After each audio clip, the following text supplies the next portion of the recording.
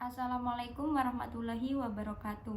Nama Ade Junia Ananda, nomor NIM 20.82.0973. Nah, di sini saya dapat tugas presentasi. Materi yang saya sampaikan adalah bagaimana sih cara mengatasi grogi dalam public speaking.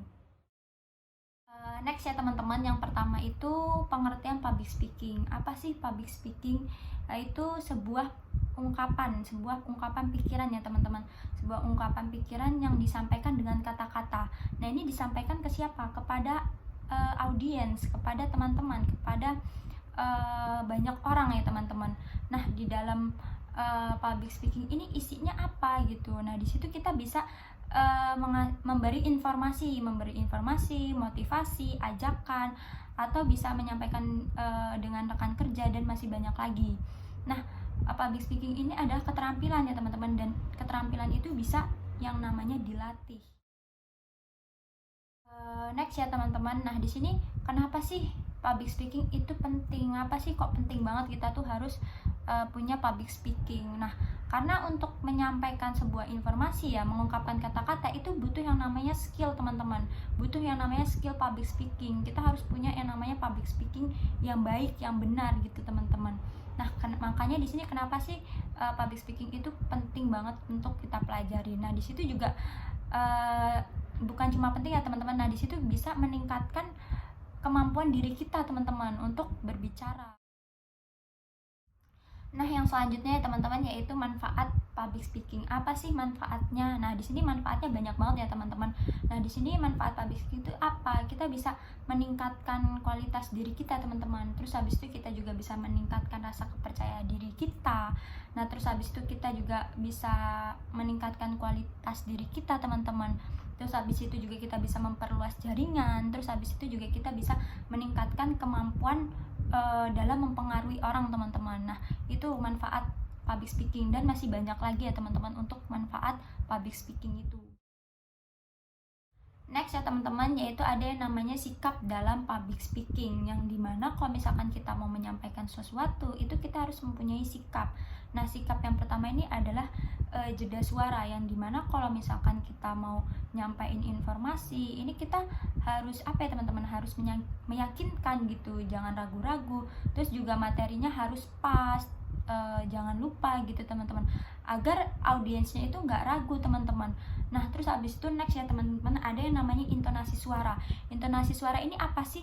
Yang dimana kalau misalkan nih teman-teman mau ngomong ke audiens, nah ini intonasi suaranya harus pas ya teman-teman. Kalau misalkan mau mengajak ya intonasinya ngajak gitu teman-teman. Nah, biar audiensnya juga ke bawah gitu kalau kita nih emang bener-bener ngajak mereka gitu.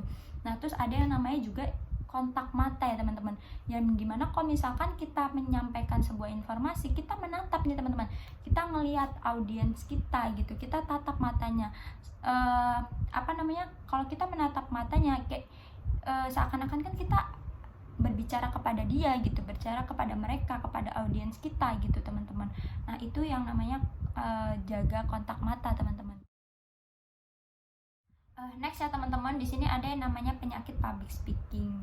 Apa sih penyakit public speaking itu? Nah, biasanya sebelum kita berbicara di depan banyak orang nih teman-teman, nah kita ini punya yang namanya demam panggung, yang kayak aduh kok grogi banget nih gitu. Nah, terus abis itu juga kita punya yang namanya kecemasan dalam berbicara teman-teman. Nah, ntar salah nggak ya waktu ngomong kayak gitu, salah nggak ya ini nggak ya. Nah, pasti kita mempunyai rasa itu teman-teman. Terus abis itu gugup juga, kayak apa ya, grogi, gugup. Nah, itu teman-teman. Nah, terus habis itu kita juga panik teman-teman, pasti kita juga memiliki kondisi itu saat kita mau berbicara depan orang, kita panik gitu teman-teman. Nah, terus habis itu di situ apa sih faktor-faktor grogi itu apa sih? Nah, faktor-faktor yang buat nggak pede itu apa sih? Nah, di sini yaitu kita biasanya ini takut salah ya teman-teman, takut salah, takut nggak menarik, terus abis itu takut memalukan diri sendiri, takut kelihatan kayak orang bodoh. Nah, terus abis itu takut juga tidak bisa berbicara apa-apa waktu di depan umum teman-teman, di depan audiens kita. Nah, terus juga kita nggak menguasai topik kita. Nah, terus abis itu kita juga nggak melakukan persiapan nih untuk diri kita saat kita public speaking. Nah terus abis itu materinya juga takut nggak menarik gitu.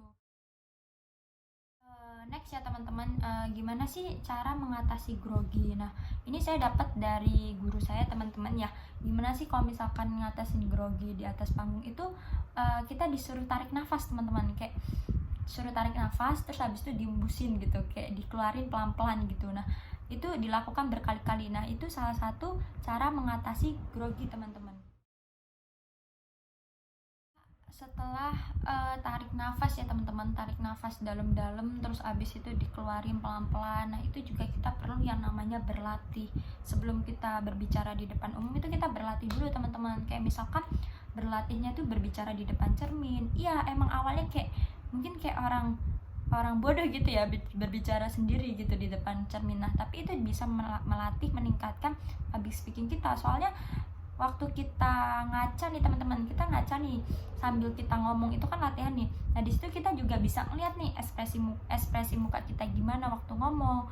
Nah disitu bisa nih dikoreksi kalau misalkan ada yang salah. Oh berarti waktu kayak gini harusnya gini nih, kayak gitu. Nah disitu kan kelihatan teman-teman kalau misalkan kita berlatih yang namanya di depan kaca, di depan cermin teman-teman.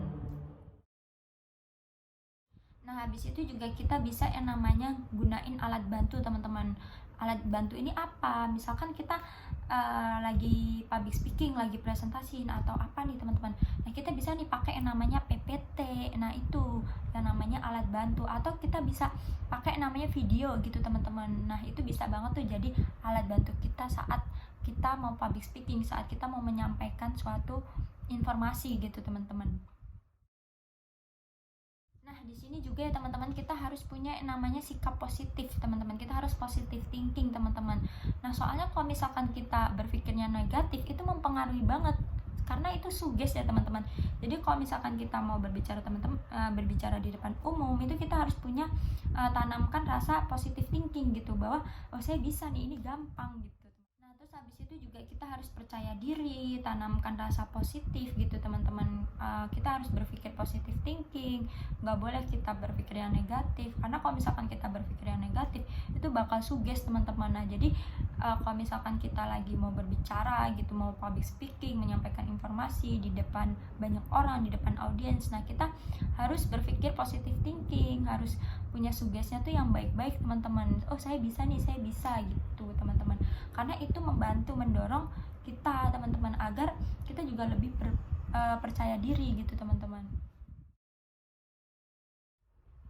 Nah di sini ada yang namanya kesimpulan yang teman-teman, yang dimana nih intinya kalau misalkan kita mau public speaking kita baik, public speaking kita benar, nah kita harus banyaknya namanya jam terbang teman-teman. Kita harus latihan terus nih, harus latih public speaking kita itu bisa dengan cara berpidato. Nah terus habis itu kita berorganisasi teman-teman. Nah di situ juga kita bakal terlatih nih public speakingnya, soalnya kita di situ juga berinteraksi dengan orang gitu. Terus di situ juga kita punya relasi, kita berbicara dengan orang, banyak orang. Nah di situ juga bisa meningkatkan kualitas nih teman-teman, bisa meningkatkan pengembangan kita dalam hal apa namanya public speaking. Nah di situ banyakin yang namanya jam terbang teman-teman, biar apa, kita nih percaya diri teman-teman kalau kita nih bisa. Intinya itu teman-teman, banyakin yang namanya jam terbang.